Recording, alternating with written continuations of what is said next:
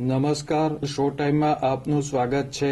ભાવનગરના સિત્સર ગામમાં આવેલ 25 વારિયા વસાહતમાં ગેરકાયદેસર મદ્રેસા ચલાવતા મૌલવીની ધરપકડ કર્યા બાદ મૌલાનાને સાથે રાખી એસઓજી પોલીસે ભરૂચમાં તપાસ હાથ ધરી હતી।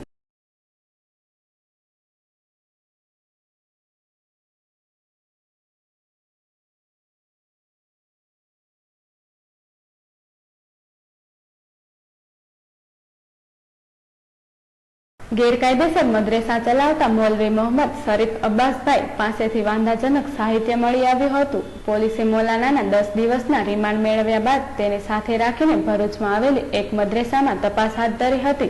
મૌલાના મોહમ્મદ શરીફે ભરૂચની મદ્રેસામાં અભ્યાસ કર્યો હોવાનું તપાસમાં ખુલતા પોલીસે ભરૂચ જઈને તપાસ હાથ ધરી હતી।